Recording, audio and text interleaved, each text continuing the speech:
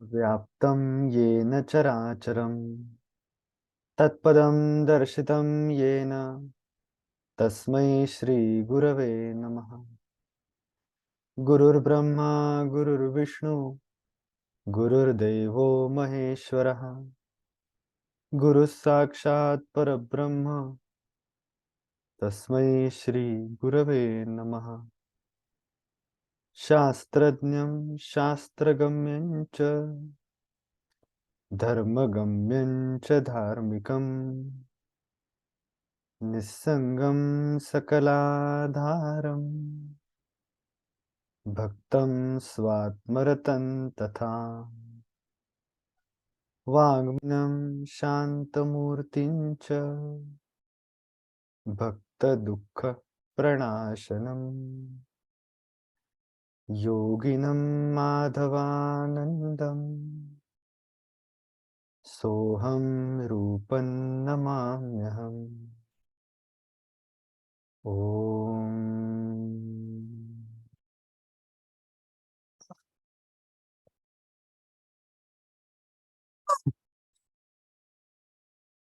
हरिओम।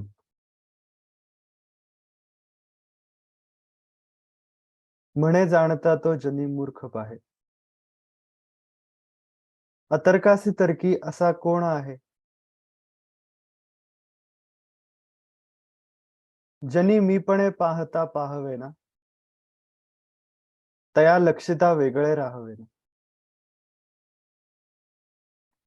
मनाचे श्लोक। या मनाच्या श्लोकांच्या मधले 133व्या श्लोकाच्या नंतर त्याच्या पुढचे जे सगळे श्लोक आहेत, ते सगळे श्लोक हे योगज्ञानपर अशा प्रकारचे आहेत। म्हणजे आपली योगज्ञानाची भूमिका विकसित करताना शिष्याला दिलेला आधार समर्थांनी, म्हणजे हे 133च्या पुढचे श्लोक आहेत। आपण आतापर्यंत भगवद्गीतेच्या 6व्या अध्यायातले काही श्लोक बघितले, त्याच्यामधल्या उपासनेचा भाग बघितला, ध्यान कसं करावं हे बघितलं, त्यानंतर त्या ध्यानाच्या सूक्ष्म अवस्था कशा तयार होतात ही गोष्ट देखील बघितली की जाणीवेवरती अवधान केंद्रित करणं म्हणजे काय, स्व ही गोष्ट सेन्स करणं म्हणजे काय, स्वची जाणीव स्पष्ट करणं म्हणजे काय, ते आपण बघणारच आहोत, म्हणजे साइड बाय साइड। पण आज ही मुख्य ओवी घेण्याचं कारण, मनाच्या श्लोकांमधला हा श्लोक घेण्याचं कारण असं आहे, कारण का ह्याच्यामध्ये जी गोष्ट सांगितली आहे,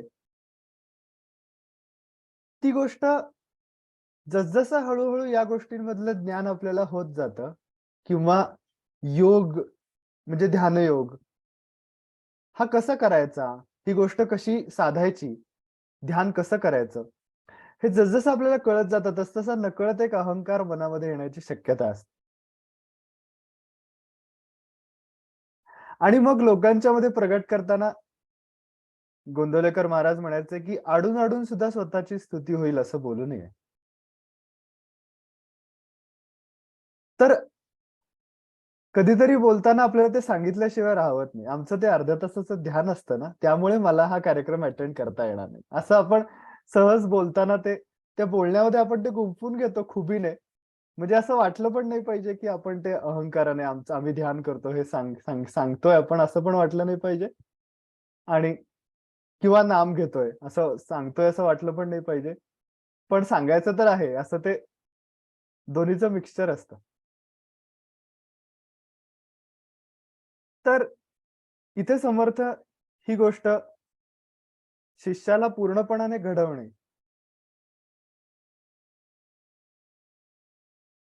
म्हणजे समर्थ ही माऊली आहेत खरं सांगायचं तर असं वाटतं। हे मनाचे श्लोक आपण वाचायला घेतल्यानंतर एक एक असं लक्षात येतं की इतक्या प्रेमाने त्यांनी शिष्याला घडवण्यासाठी उपदेश केलेत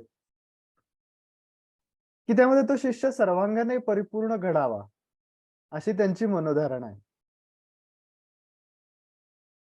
आणि त्यामुळे ते काही बऱ्याचदा समर्थ कठोर होतात। तसेच या ठिकाणी पहिल्या ओळीत झालेत, म्हणे जाणता तो जनी मूर्ख पाहे। म्हणजे जो लोकांच्या मध्ये स्वतःला मला सगळं कळतं अशा प्रकारचा आविर्भाव घेऊन जगतो, तो मूर्ख समजावा. म्हणे जाणता तो जनी मूर्ख पाहे, अतर्कासी तर्की असा कोण आहे. अतर्क याचा अर्थ खर तर परमात्मा. म्हणजे त्याचा साधा अर्थ परमात्मा असा असला तरी देखील इथे मुद्दाम अतर्क असा असं संबोधन त्याला वापरण्याचं कारण असं आहे, ज्यावेळेला आपण ध्यानामध्ये हळूहळू आपल्या सगळ्या वृत्ती आपण शांत होत जातात आणि मग ही गोष्ट लक्षात येते, की आपण त्या जाणीवेचा वेध घेतो आहोत. मग त्या जाणीवेचा वेध घेता, घेता आपल्याला सुरुवातीला शब्द असतात.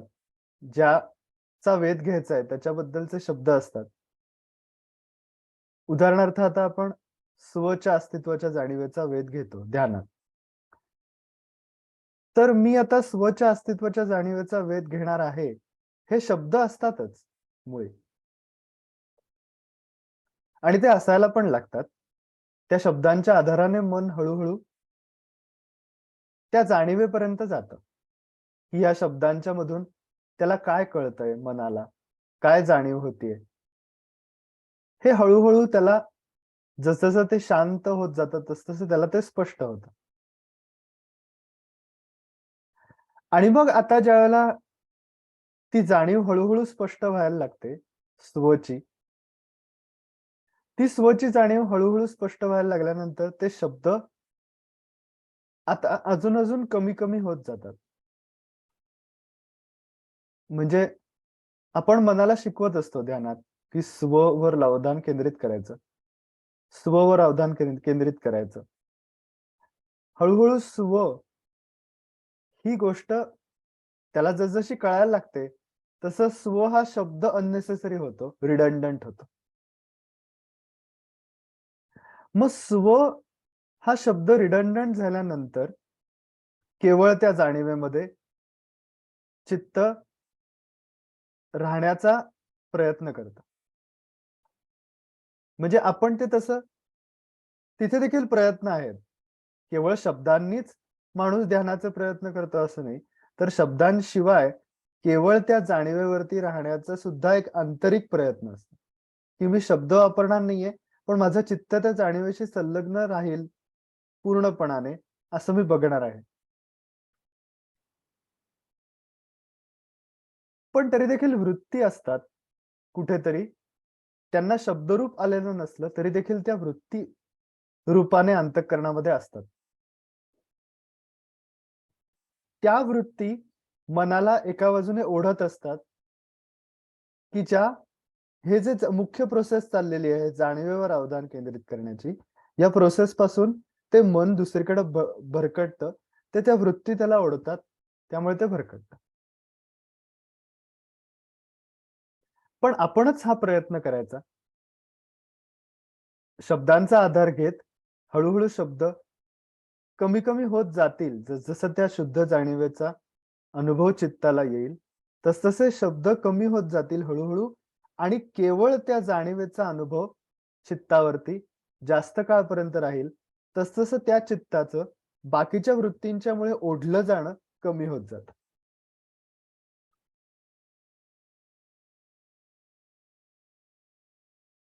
पण म्हणजे त्याला कळतही नाही आपल्याला, की ते मन कधी त्याच्यावरनं उडालं ते. याचं कारण हेच असतं, की त्या वृत्तींना शब्दस्वरूप आलेलं नसलं तरी देखील कुठेतरी त्या त्या मनाला मुख्य प्रोसेस पासून बाजूला ओढत असतात.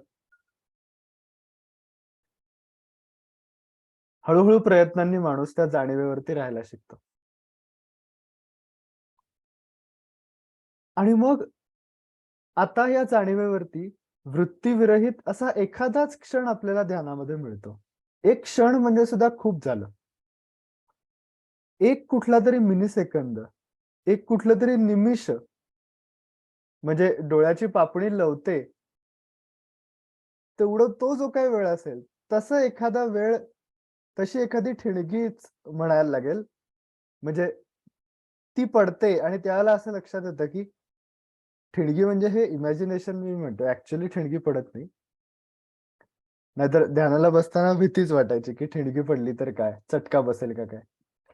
ते मी काव्यात्मक रीतीने म्हणलं. पण ठिणगी ही गोष्ट मी अशा अर्थाने म्हणालो, की तेवढा एक पॉइंट आपल्याला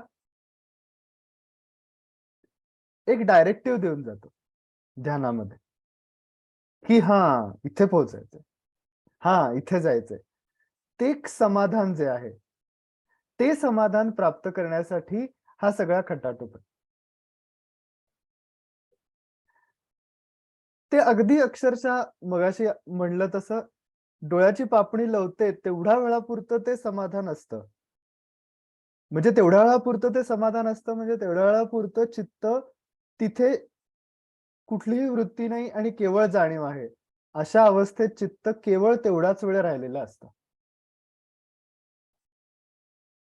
इतर प्रत्येक वेळेला त्या चित्तावरती म्हणजे मनावरती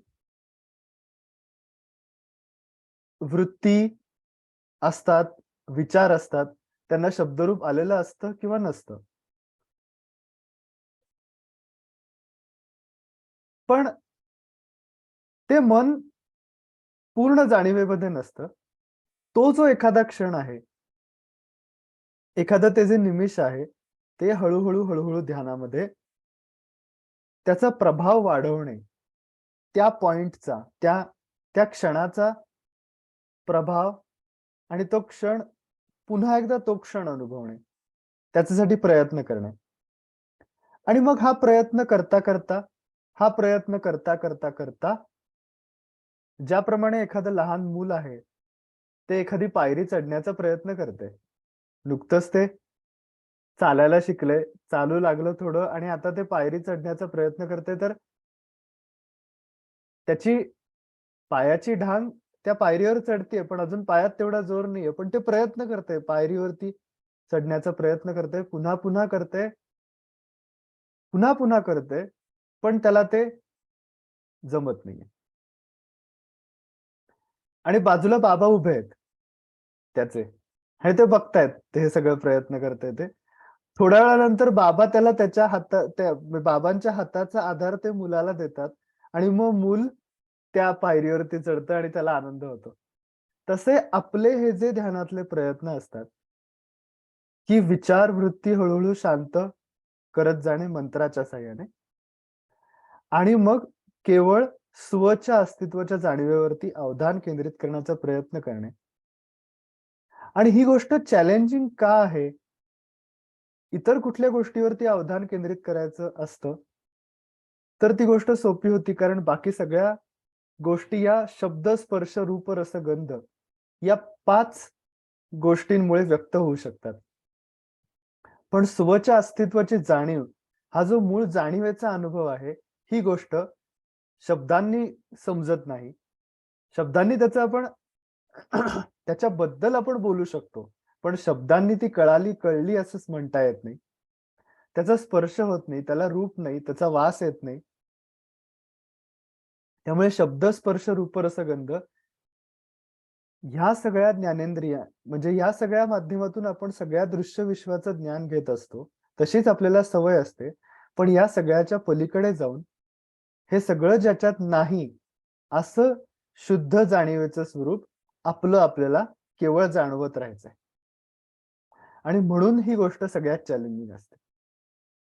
याच्यामध्ये बुद्धीचा 100% कस यासाठी लागतो, याचं कारण यात कुठल्याही ज्ञानेंद्रियाची मदत घेता येत नाही. डोळ्यांची मदत घेता येत नाही.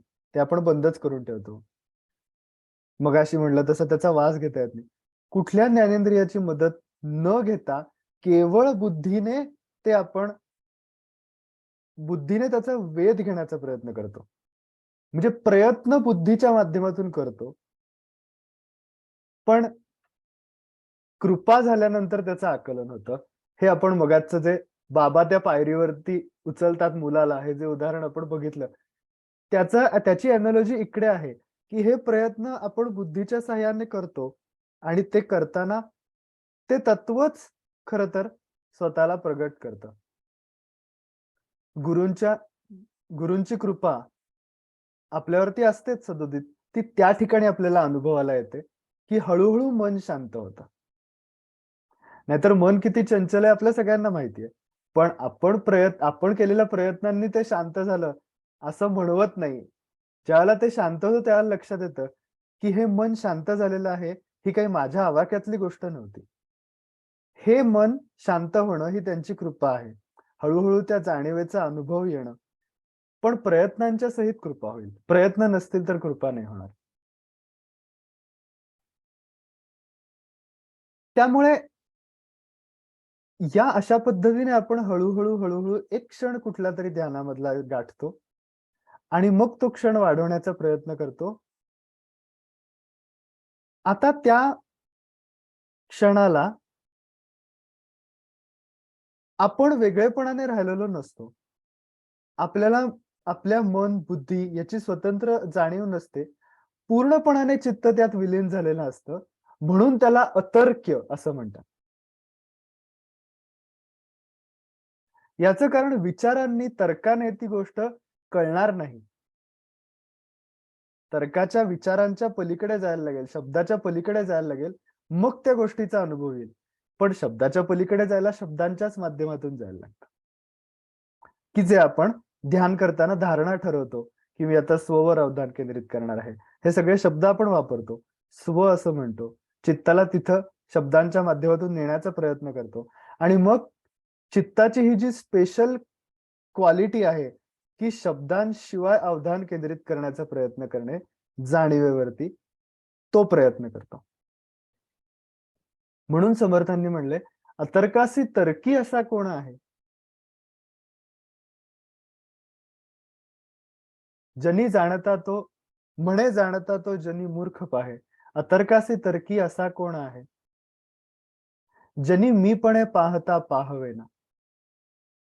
खरं तर ते तत्व सदोदित आपल्यासोबत आहे. आपण जो अनुभव घेतोय तो स्वच्या जाणीवेचा घेतोय.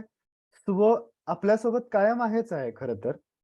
पण तरी देखील मीपणे ज्यांनी मीपणे पाहता पाहवेना याचा अर्थ तो जो व्यक्तिमत्वाचा सेल्फ आहे. शरीर, मनःबुद्धी यासहित असलेला जो मी, असं मी लहानपणापासून स्वतःवर संस्कार केलेत माझ्या मनावर. त्यामुळे ही गोष्ट मी मान्यच करत नाही, की मी तत्वस्वरूप आहे. कारण मी कायम स्वतःला रेफर करताना शरीर, मनःबुद्धीसहित असलेल्या पर्सनॅलिटीलाच रेफर करत असतो. म्हणून जनी मीपणे पाहता पाहावेना. त्या मीपणामुळे खरं तर ते प्रगटच आहे. पण ती गोष्ट समजत नाही याचं कारण का व्यक्तिमत्वाचा सेल्फ हाच सेल्फ अशी दृढ बुद्धी झालेली आहे.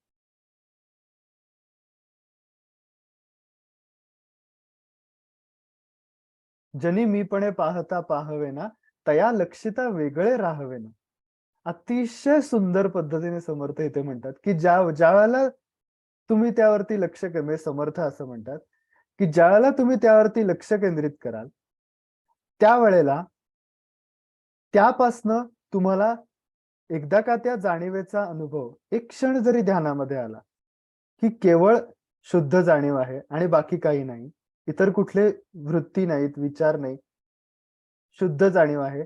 त्या क्षणाला असा अनुभव येतो, की तो क्षण पार पडल्यानंतर त्याचं वर्णन शब्दात करता येत नाही. विचारांनी पुन्हा एकदा त्या क्षणाचा अनुभव घेऊ, तर विचारांनी तो घेता येत नाही. विचारांनी प्रयत्न करता येतो. पण विचारांनी अनुभव घेता येत नाही. आणि ज्यावेळेला तो अनुभव येतो, त्यावेळेला पूर्णपणाने चित्त हे एंगेज्ड असतं त्या जाणीवेशी. ते पूर्णपणाने एंगेज्ड असतं. त्याचा कुठलाही धागा ज्याप्रमाणे सुईमध्ये दोरा आवताना तो एकाग्र करून त्याचा कुठलाही धागा आजूबाजूला असून चालत नाही. तर त्या सुईमध्ये तो दोरा जाऊ शकतो. तसं चित्त ज्यावेळेला त्या चित्ताला जाणीवेचा अनुभव एखादा क्षण जरी आला, तरी त्या क्षणात चित्त इतर कुठले विचार करू शकत नाही.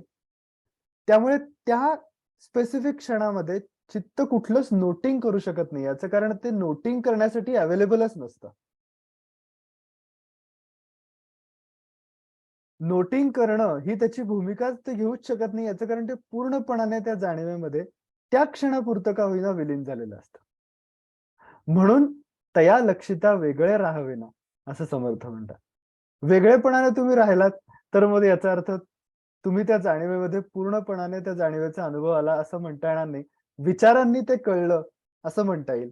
विचारांनी आपण त्याचा काल्पनिकरित्या त्याची कल्पना केली असं म्हणता येईल. पण त्याचा अनुभव घेतला, असं जर का म्हणायचं असेल, तर विचार सोडून देऊन, शब्द सोडून देऊन, हा प्रयत्न आंतरिक करावा लागतो, की आता मी विचार हा घेतला, की मी स्ववर अवधान केंद्रित करणार आहे. पण हा विचार घेतल्यानंतर मला जो आंतरिक प्रयत्न स्वची जाणीव धुंडाळण्यासाठी करायला लागतो माझ्याच आतमध्ये, की ती जाणीव म्हणजे काय आहे? हे खरोखरीच कळण्यासाठी मला आतमध्ये स्व असं म्हटल्यानंतर काय जाणवतंय? त्या माझ्या अस्तित्वाच्या जाणीवेवरती फोकस करायला लागतो.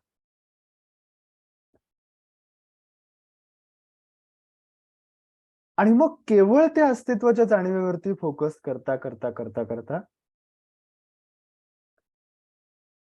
मग आता मी त्या जाणीवेवर फोकस करतोय, ही भूमिका सुद्धा सोडून देऊन केवळ स्व मध्येच तू राहा.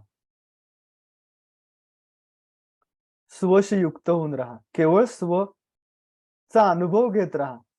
Keep sensing the self. Keep sensing the self. हेच भगवद्गीतेत देखील म्हणले. आत्मसंस्थम मन कृत्वा न किंचिदपि चिंतयेत. आणि ही गोष्ट भारतीय अध्यात्मशास्त्रातली खरं तर सगळ्यात कोर गोष्ट आहे. सगळ्यात पिन पॉइंटेड अध्यात्म म्हणजे काय असेल? स्वभावः अध्यात्ममुच्यते असं भगवद्गीतेत म्हणलंय.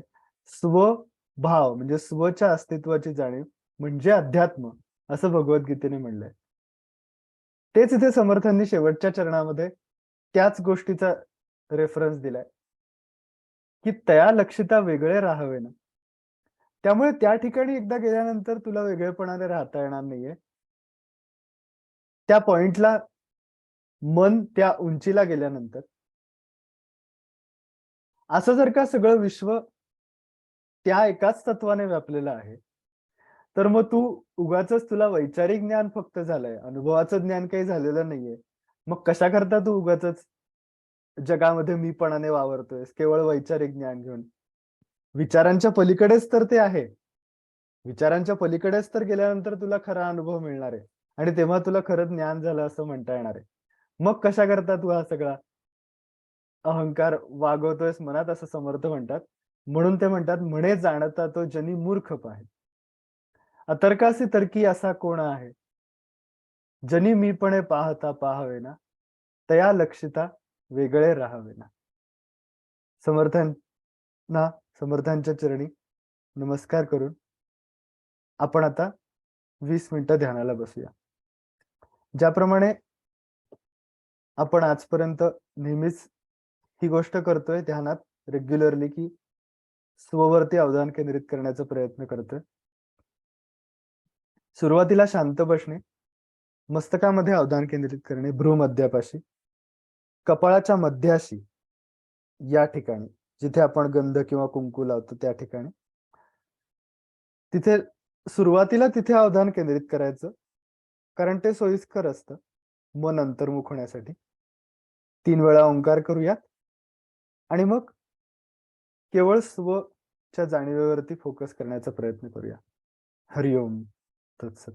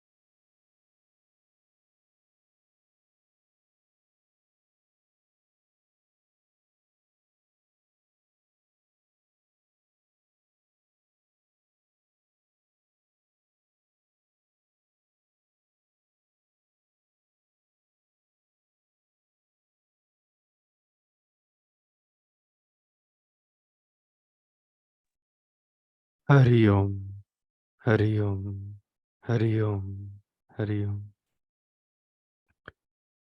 केवलं करुणाकारं कैवल्यानन्ददायकं संसारतापशमनं समर्थं समदर्शिनं स्वयं प्रकाशं संसिद्धं स्वरूपानन्दसद्गुरुं पावनं परमं शान्तं पावसेवासिनं भजे।